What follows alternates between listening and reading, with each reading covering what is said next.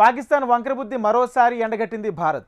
పహల్గాం ఉగ్రదాడి కేసులో Lashkar-e Taiba, the Resistance Front సహా 7గురిని నిందితులుగా ఆధారాలు చూపిస్తూ ఎన్ఐఏ ఛార్జ్షీట్ దాఖలు చేసింది. తాజాగా ఐక్యరాజ్య సమితిలో కశ్మీర్, సింధు జలాల అంశాలను పాకిస్తాన్ ప్రస్తావించడాన్ని తప్పుపట్టింది భారత్. మాజీ ప్రధాని ఇమ్రాన్ ఖాన్ను జైలుకు పంపి అతడికి విరోధైన అసీం మునీర్కు సర్వాధికారాలు ఇచ్చిన ఘనత ఆ దేశానికి దక్కుతుందని చురకలంటించారు భారత ప్రతినిధి. ఇక ఆపరేషన్ సింధూర్లో కూల్చేసిన తుర్కియో తయారీ పాకిస్తాన్ డ్రోన్లను ప్రదర్శించింది మన రక్షణ శాఖ.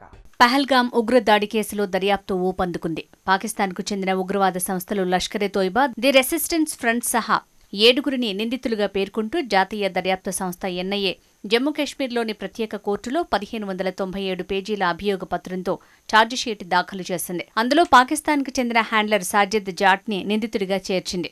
3 పాకిస్తానీ ఉగ్రవాదులు ఫైజల్ జాట్ అలియాస్ సులేమాన్ షా, హబీబ్ తాహిర్ అలియాస్ జిబ్రాన్, హంజా ఆఫ్ఘానీలో మృతి చెందినట్టు పేర్కొంది. ఈ 3 ఈ ఏడాది ఏప్రిల్ 22న జమ్మూ కాశ్మీర్ పహల్గాంలోని పర్యాటక ప్రాంతం బైసరన్ లోయ వద్ద ఉగ్రవాదులు హిందువులను లక్ష్యంగా చేసుకుని మారణ హోమానికి పాల్పడ్డారు. విచక్షణ రహితంగా కాల్పులు జరిపి 26 మంది ప్రాణాలు తీయటం తెలిసిందే.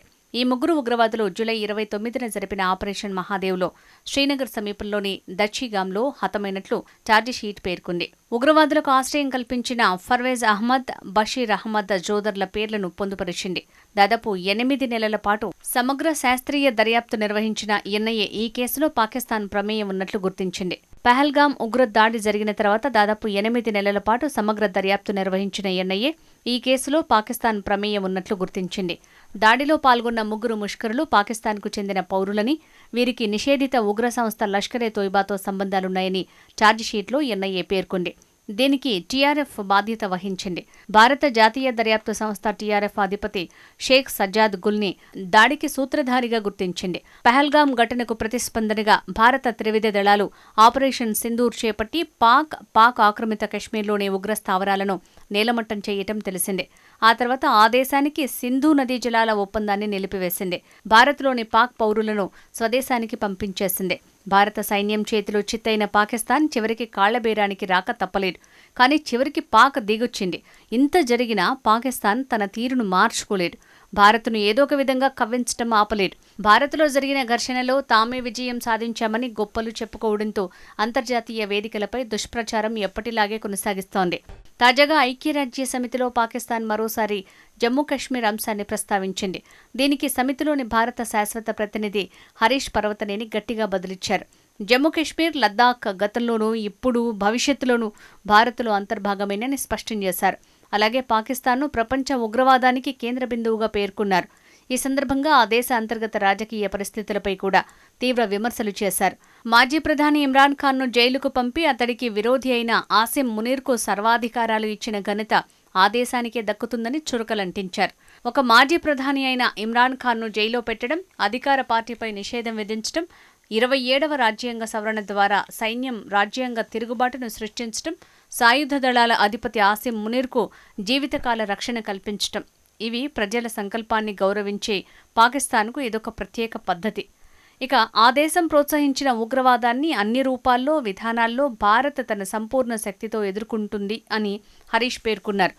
Pakistan, of course, has a unique way of respecting the will of its people by jailing a prime minister, by banning the ruling political party, and by letting its armed forces engineer a constitutional coup through the 27th Amendment and giving lifetime immunity to its Chief of Defence Forces.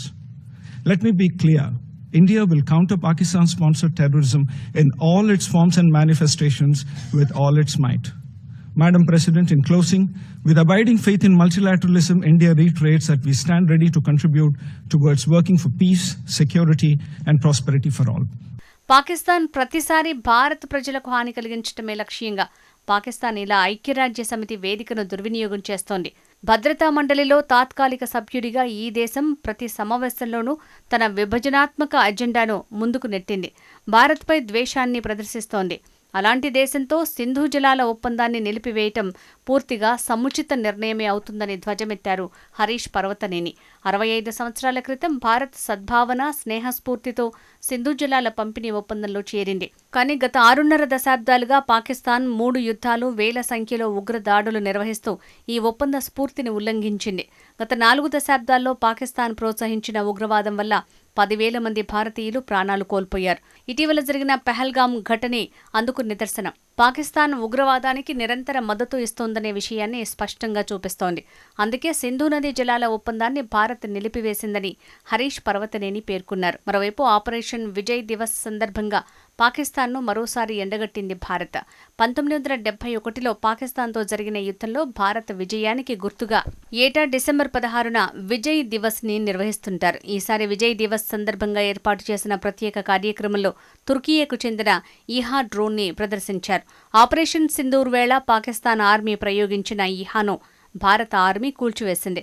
ఈ ఏడాది మే 10న 10 కేజీల పేలుడు పదార్థాలతో ఈహా drone ని పాక్లోని లాహోర్ అంతర్జాతీయ విమానాశ్రయం నుంచి భారత్లోని పంజాబ్లో ఉన్న జలంధర్ లక్ష్యంగా సంధించారు. అది 2,000 మీటర్ల ఎత్తులో ఎగురుతూ వస్తుండగా భారత ఆర్మీ గగనతల రక్షణ విభాగం కూల్చివేసింది. అనంతరం ఆ డ్రోన్ ని సేకరించి తిరిగి నిర్మించింది. ఆపరేషన్ సింధూర్ వేళ పాక్కు తుర్కీయే పెద్ద ఎత్తున మిస్సైళ్లు, డ్రోన్లను సప్లై చేసింది. గగనతల రక్షణ వ్యవస్థలో డ్రోన్ల నిర్మాణంలో భారత్ ఎంతటి స్థాయికి ఎదిగిందో పాక్కు తెలపాలనే ఉద్దేశంతో ఈ డ్రోన్ ని ప్రదర్శనకు ఉంచారు.